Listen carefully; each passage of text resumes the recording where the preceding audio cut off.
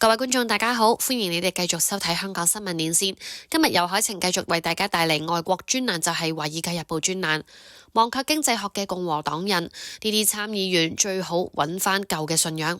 喺特朗普總統第一個任期，民主黨人同埋主流媒體不斷嘲笑國會嘅共和黨人，因為佢哋順從總統不斷變化嘅宣言，亦都為佢公開嘅缺陷揾藉口。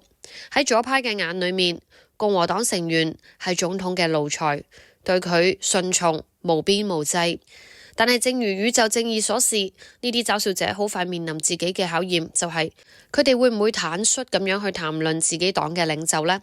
佢哋幾乎全部都失敗。因此共和黨人有充分嘅理由拒絕聽取民主黨人話佢哋唔願意話俾特朗普知佢嘅關稅諗法到底有幾瘋狂嘅說教。佢哋或者會認為至少自己冇假裝總統在不敏捷不清醒時依然如此。但係雖然共和黨人可能唔想喺民主黨人嗰度聽到呢啲，並唔意味住佢哋完全唔應該聽。國會山裏面嘅一啲共和黨人可能就會辯稱，特朗普喺2024年競選裏面承諾過咁樣嘅關稅制度，但係完全誤讀咗佢嘅勝利。好多甚至大多數嘅選民唔知道，亦都唔關心關稅係啲乜嘢。特朗普以49.8% 對48.3%全國嘅普選票勉強戰勝一個糟糕嘅對手，咁樣可能可以合理解釋為選民允許佢收復左派在國內外嘅諸多失敗，但係咁並唔意味住公眾準備好睇到美國嘅經濟被重新排序。國會共和黨人並非靠呼籲新嘅關稅制度而贏得選舉。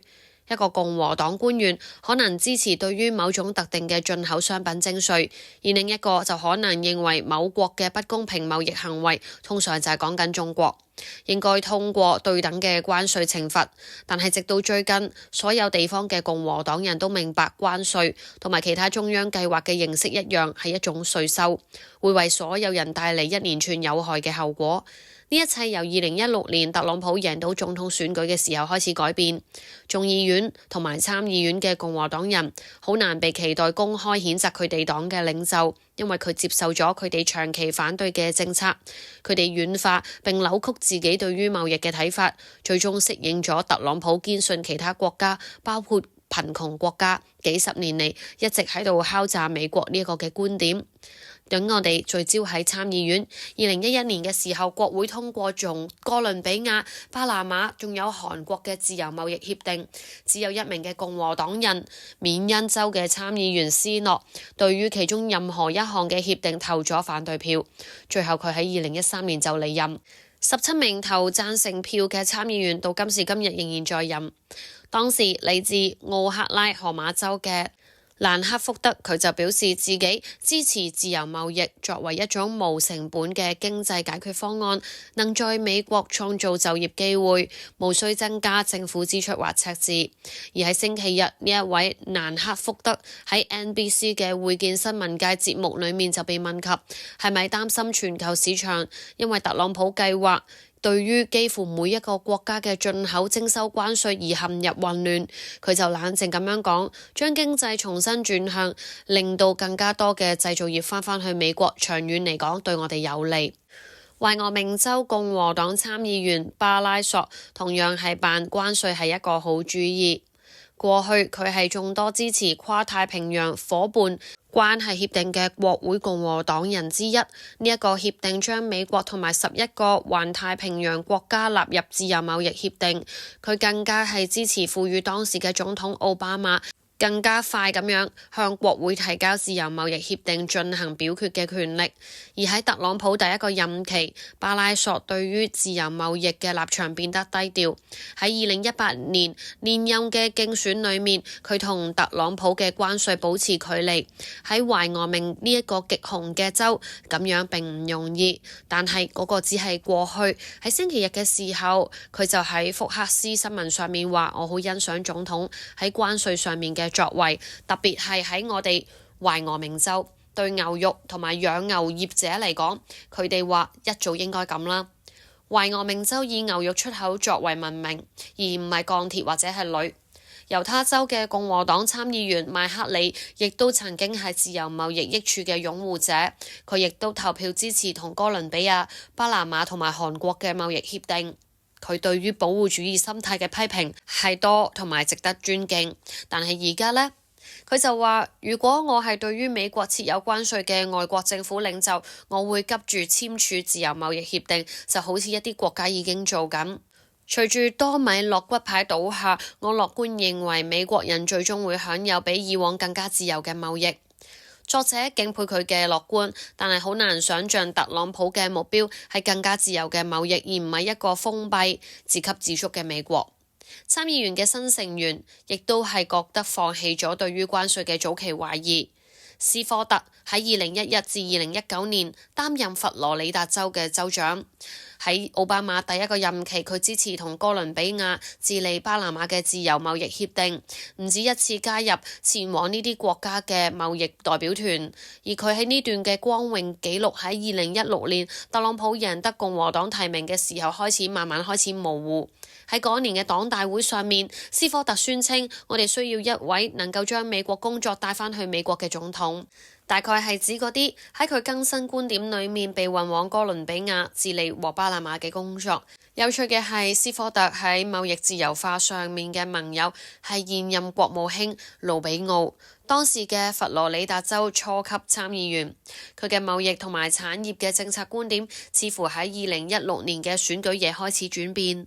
另一位對於總統全球稅收嘅看法有所演變嘅共和黨參議員就係特朗普嘅初選對手，南卡羅來納州嘅斯科特。喺上年，斯科特曾經話全面10% 嘅關稅會增加一切嘅成本。佢認為喺當前嘅通脹環境之下，呢一個無助改善。呢一個觀點100% 正確，雖然講得好溫和。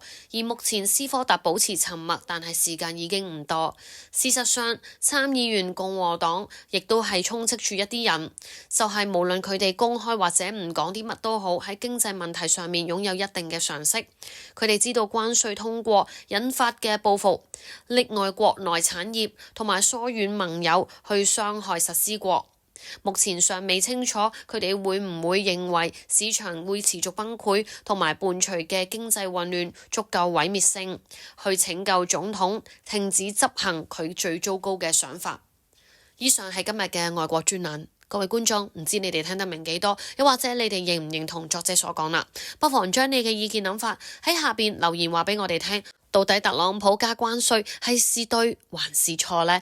而且會帶嚟乜嘢嘅後果？嚟緊全球嘅經濟會唔會因為咁樣而崩潰？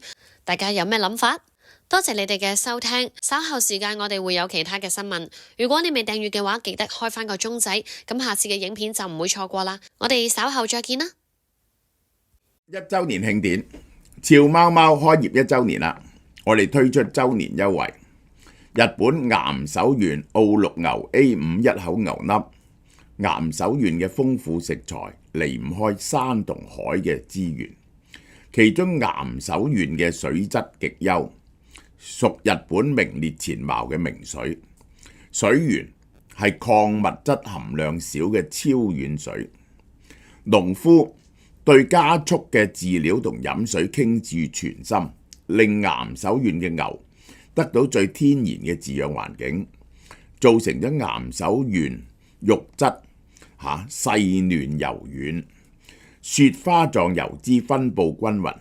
一包200g 嘅原價128蚊，而家週年價78蚊。仲有韓國 Moguchon 品牌嘅熟豬肚，可以整胡椒豬肚湯，一個都係9蚊啫。豬糖扒可以整成糖醋糖排，酸酸甜甜都好送飯。一包400g 35蚊。中意食大啖肉嘅有豬安一塊250g 都係39蚊。西班牙 Duroc 豬肉片同豬柳2條切條加埋洋葱炒呢，夠晒好味啦，35蚊59蚊。最後係日本九州白豚豬手粒，約500g，呢個認真平，原價39蚊，而家15蚊。4月1號到30號網上同埋門市購買都有優惠，售完即止。